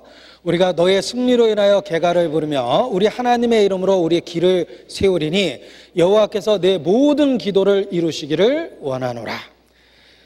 자, 하나님의 이름으로 우리의 길을 세울 때 우리가 승리로 인한 개가를 부를 수 있습니다. 하나님 자신을 승리의 비결로 삼는 겁니다. 그분을 의지하고 그분을 앙망할 때 우리가 승리할 수 있다는 것입니다. 이것이 여호와 니시입니다. 자, 지금도 그 여호와 니시를 경험할 수 있습니다. 하나님께서 나를 대신해서 싸워주는 그 영적 전쟁이 우리 모두에게 있습니다. 무엇과 지금 싸우고 계십니까? 어떤 사람은 구원받기 전에 갖고 있는 나쁜 습관과 싸우는 분이 계십니다. 술, 담배를 끊으려고 싸우고 있죠? 네, 술, 담배라는 아말렉과 싸우고 있는 것입니다. 누가 승리케 하십니까? 여호와 니시, 하나님께서 그 싸움에 승리케 하십니다. 내가 갖고 있는 나쁜 습관을 없애려고 영적 싸움을 하고 있습니다. 여호와 니시, 하나님을 바라고 그에게 부르짖을 때 그 전쟁에서 승리할 수 있다는 것을 교훈을 받을 수가 있습니다. 이 여호와 니시는 하나님의 깃발이라는 뜻이며 우리를 승리케 하신다는 뜻입니다. 그런데 이 여호와 니시, 아니 그 외에 성경에 다른 말 많죠. 여호와 샬롬, 하나님이 주시는 평화라는 뜻이고, 여호와 이레, 하나님이 준비하신다는 뜻이고, 여호와 로페, 하나님이 치료한다는 뜻이고, 여호와 삼마, 여호와께서 거기 계시다라는 뜻인데, 이와 같은 하나님 이름과 관련된 그 수없이 많은 약속들이 보십시오, 예수 그리스도 안에서 성취됐습니다. 예수님을 보면 그가 여호와 니시예요. 예수님으로 말미암아 우리를 승리케 하십니다. 여호와 샬롬, 그가 하나님과 우리를 화평케 하셨습니다. 여호와 이레, 그가 우리를 위해서 모든 것을 예비하십니다. 여호와 삼마, 하나님께서 바로 거기 계십니다. 여호와 로페, 하나님께서 치료하고 계십니다. 이 여호와 니시라는 말도 한마디로 예수 그리스도 속에 성취됐다. 우리가 믿고 있는 예수 그리스도가 신령의 신성의 모든 충만한 것으로 가득 찬 분이라는 것을 더욱 깨달을 수 있습니다. 그 예수님을 우리가 구주로서 믿고 부르고 있다는 것 자체가 우리에게 너무나 놀라운 은혜를 주셨다라고 그렇게 감격해 할 수 있는 사실입니다. 그래서 주님 오시는 날까지 바로 이 모든 것을 허락한 주님의 이름을 부르고 그 이름을 부르는 우리의 삶에 부끄러운 것이 없도록 노력하고 사는 것이 마땅합니다. 그것이 성도의 삶이며 그것이 믿음의 선한 싸움을 싸우는 것이다. 이렇게 말할 수 있습니다. 기도하시겠습니다.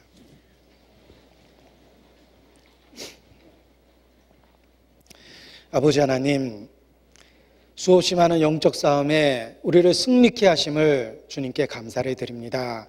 때로 패배하고 넘어질 때도 있지만 궁극적인 승리를 약속해 주신 걸 믿고 더욱 주님만을 의지합니다. 천성에 이르는 그날까지 부끄러움 없이 일상의 모든 영적 전투에서 승리하며 살 수 있도록 주관하시고 도와주시기를 주님께 부탁을 드립니다. 특별히 어려운 처지에 있는 우리 형제 자매님들, 고통과 슬픔 속에 혼돈 속에 있는 분들을 위해서 기도합니다. 주께서 위로하시고 함께하여 주시기를 더욱 주님께 기도합니다. 우리 조일현 형제님, 성태권 형제님, 그리고 심세훈 형제님 가정에도 함께하여 주셔서 주님이 위로해 주시고 주님이 가장 되어 주심으로 주의 은혜 위에 은혜를 더하심으로 모든 어려움을 극복하고 또 온 가정과 가족이 구원받을 수 있도록 함께하여 주시기를 또 주님 앞에 기도합니다. 저희를 사랑하시고 구원해 주신 우리 구주 예수님 이름으로 기도합니다. 아멘.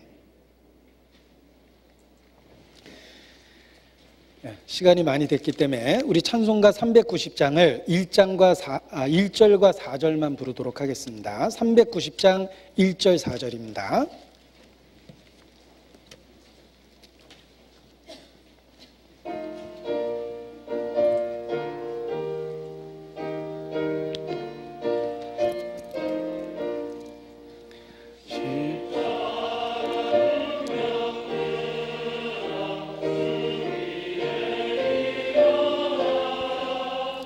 기들고 앞서 나가 굳세게 싸워라. 주께서 승전하고 영광을 얻도록 그 군대 거느리사 늘 이김조시네. 십자가 군병들아 주 위에 일어나 이날에 접전하고 복해가 부르리. 승천한 군사들은 영생을 얻으며 영광의 주와 함께 왕 노릇하리라.